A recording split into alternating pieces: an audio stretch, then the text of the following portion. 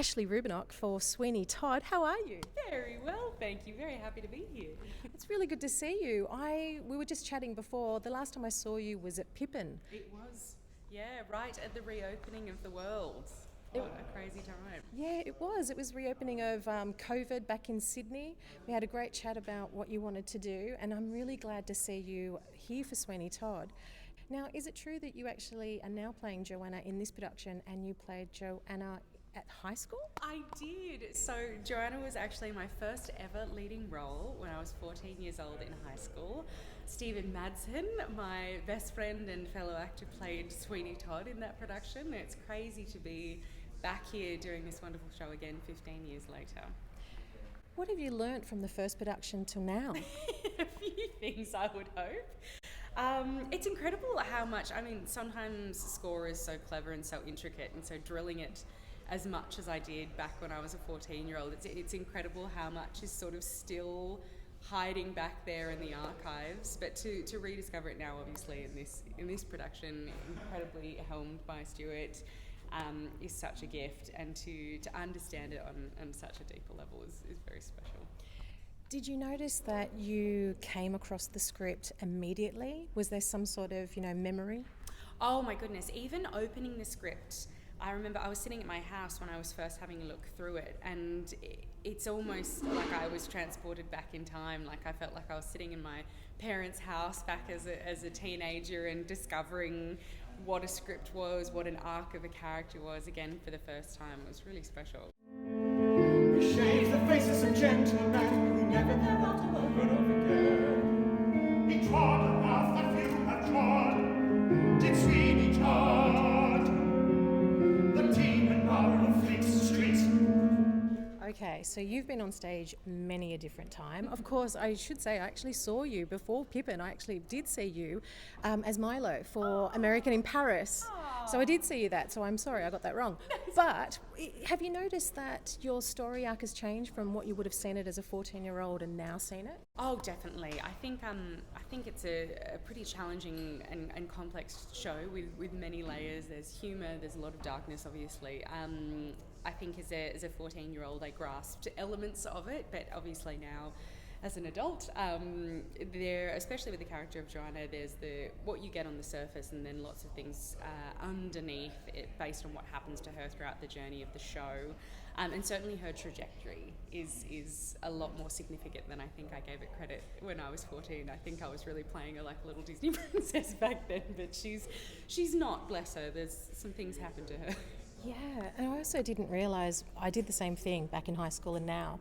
When I read the script again, I didn't realise there was a bit of an irky situation when it comes to the judge. A very irky situation, yes. We do deal with some quite serious themes, but I think the joy of this production in particular has been our ability to sort of mine through that and to plot through that in quite artful ways.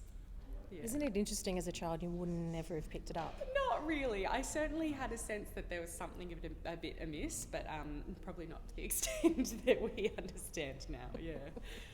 So tell me more about Johanna and your character research. Johanna, a lot of her journey is really set up for us so cleverly by Sondheim in her song, Greenfinch and Linnet Bird. She really establishes this concept that she is this caged bird.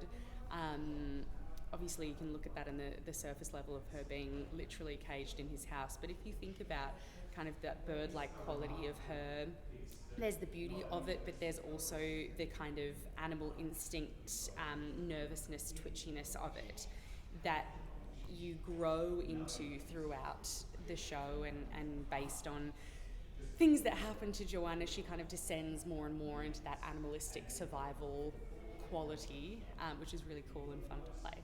Oh, wow. Yeah. Wow. So do you think that was very different to how you would have handled it when you were 14? Yes, definitely. Yeah, definitely. I think at 14 I really lent into the pretty singing and more of the damsel in distress, but I think Johanna has a bit more, for lack of a better word, pluck about her than I gave her credit for when I was younger. Right. So you've been in different shows as well. You've been in Crybaby, Nice Work If You Can Get It. Has any of the previous roles helped you establish this coming back to it again? Because of course you're coming back to it from a 14-year-old. For sure. I think I've been very lucky in that a lot of the women that I've been blessed to play have appeared one way on the surface and then have subverted that in some way,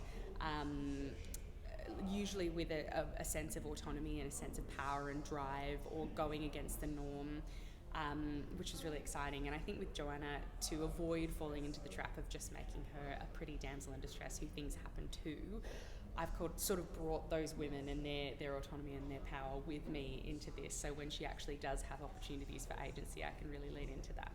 Wow.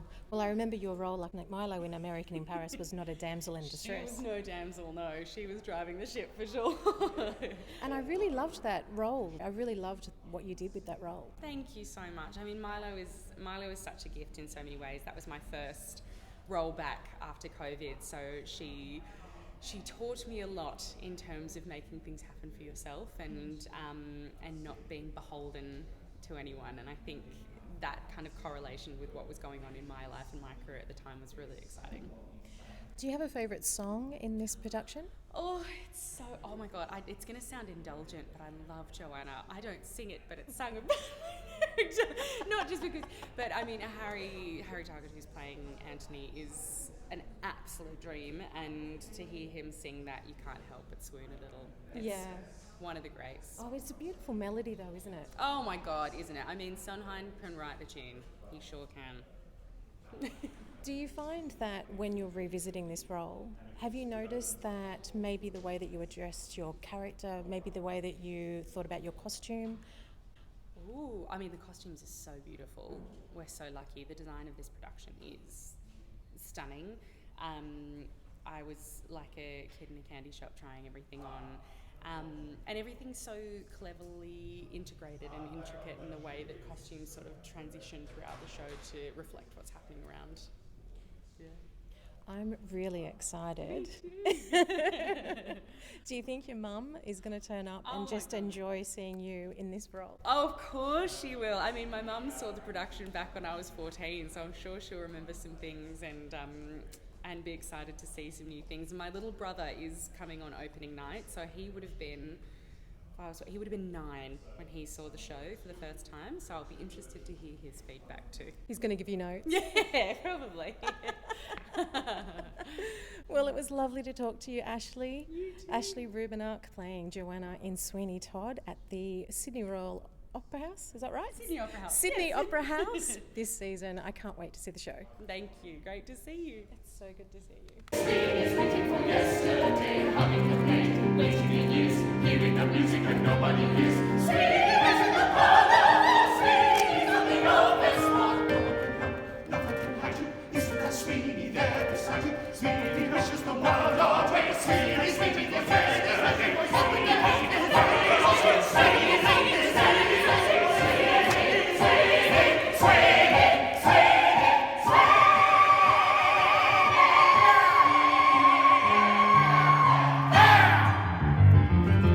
Attend the tale of Sweeney Todd. Attend the tale of Sweeney Todd.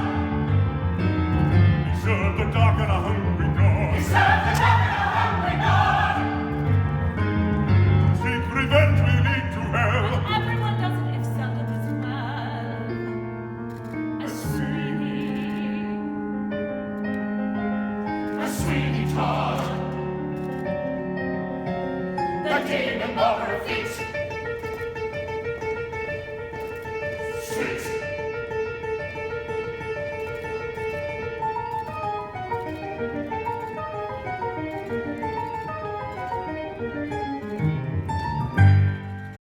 Nice to be in orbit.